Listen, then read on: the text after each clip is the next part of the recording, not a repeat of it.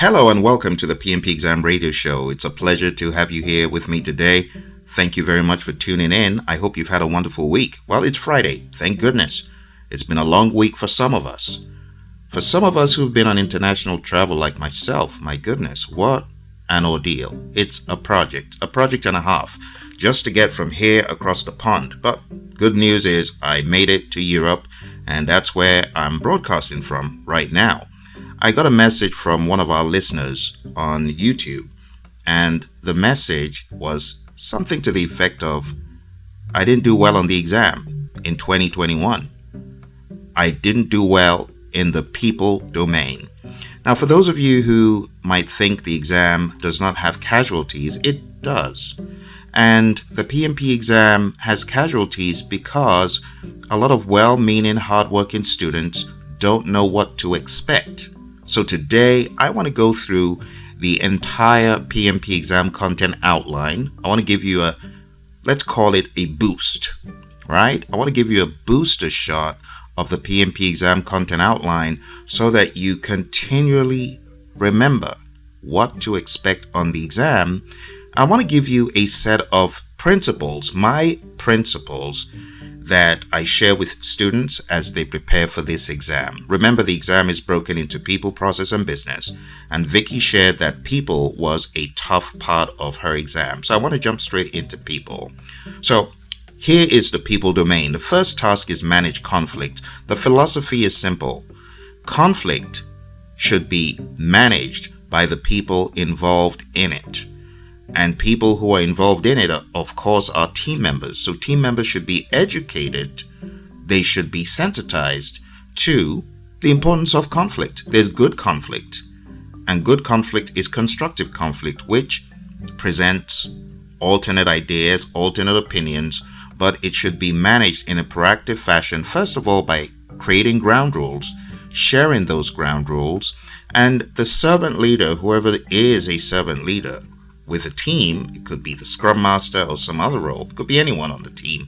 But the bottom line is getting to understanding the source and the stage of the conflict, analyzing the conflict, not taking sides, but encouraging the team to resolve conflict themselves. In cases where conflict cannot be resolved by the team, the scrum master may need to step in.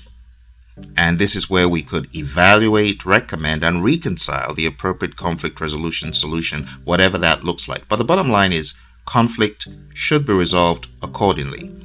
To do well in this task, you need to understand the Thomas Kilmann mode instrument. I've talked about this previously, but if you go to the PMP Guide 6th edition, it's broken down pretty well. I like the way it's broken down in the 6th edition without really calling it the Thomas Kilmann mode instrument. But you've got the avoid, got compromise, reconcile, smooth, accommodate, all of those. Know those really well, okay? That's task 1. Task 2 is lead a team. The philosophy, the overarching principle is leadership is not a one-size-fits-all thing. You need to be aware of situational leadership.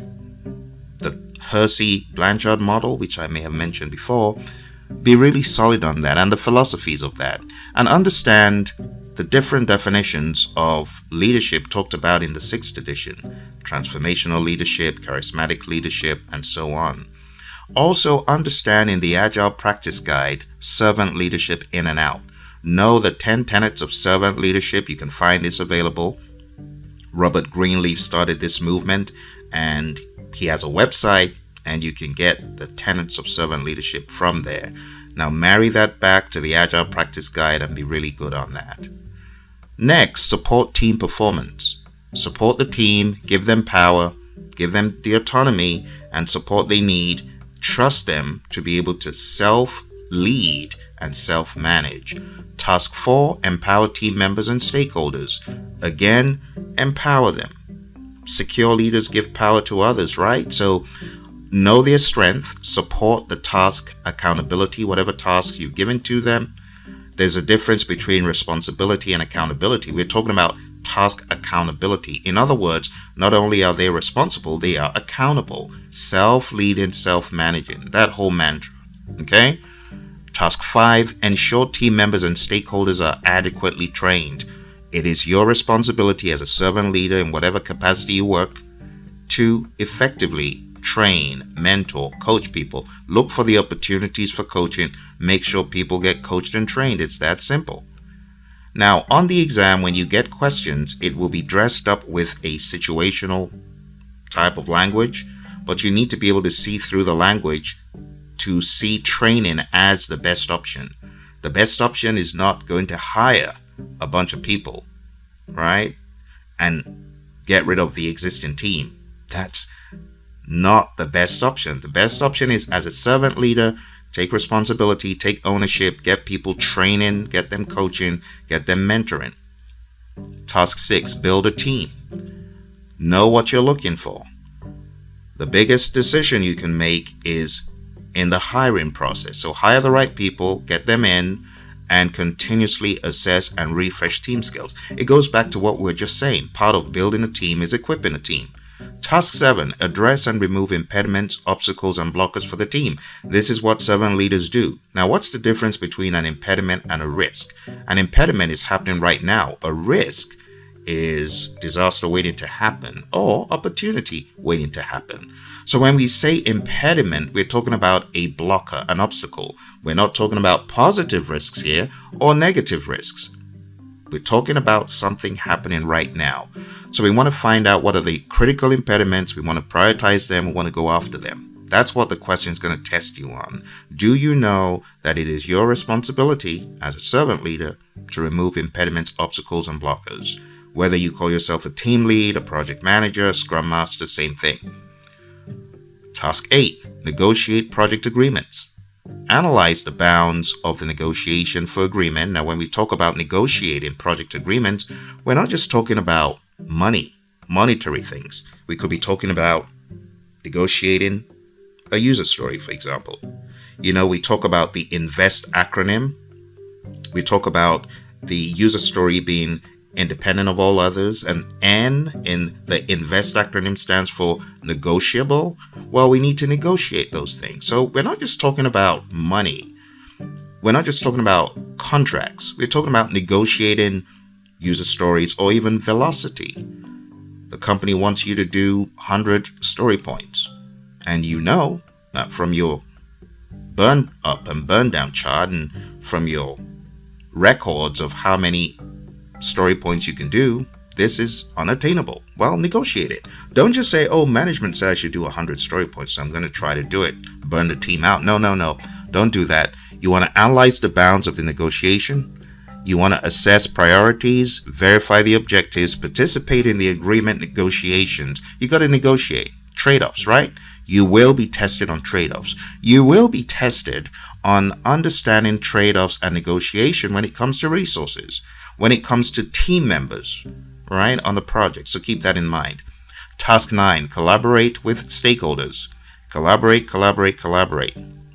Business people and developers, they should work together daily. Just remember that.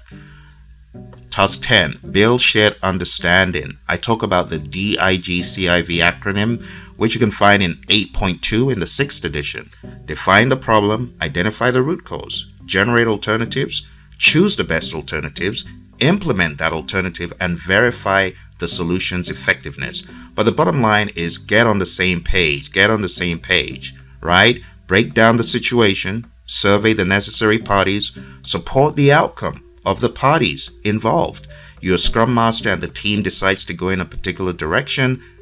That's the direction to go, right? So you need to support that and then investigate any potential misunderstandings. Task 11, engage and support virtual teams. Virtual teams have been around for a long time. They've come to stay. This crazy pandemic is a reminder. But when it comes to virtual teams, understand the tools of the trade. Understand what a virtual team is, but understand buzzwords such as fishbowl window or pair programming, talked about in the Agile Practice Guide and things such as that, or remote pairing, which is the right word. Task 12, define team ground rules. Understand page 50 in the Agile Practice Guide, the team charter, right? Understand other names for ground rules. We could say team charter, team agreement, social contract, team contract, that kind of thing. But understand pages 49, page 50 in the Agile Practice Guide, and understand the output 9.1, where you get the team charter in the PMP Guide 6th edition. All of this is stuff that you should know for your exam. Task 13, mentor relevant stakeholders. Similar to what I said, if you find a gap in someone's understanding of a method, a framework, a principle, an idea, a project task, a story, mentor them. Allocate time to mentoring, recognize opportunities.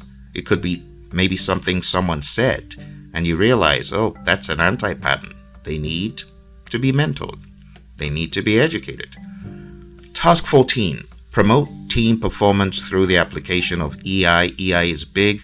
There are definitions in both the Agile Practice Guide and the PMP Guide. Understand it's bridling your emotions and influencing the emotions of others. All right. And that is just the people domain that Vicky wrote in to say she had a rough time with on her last exam. Vicky, I wish you all the very best on your next attempt.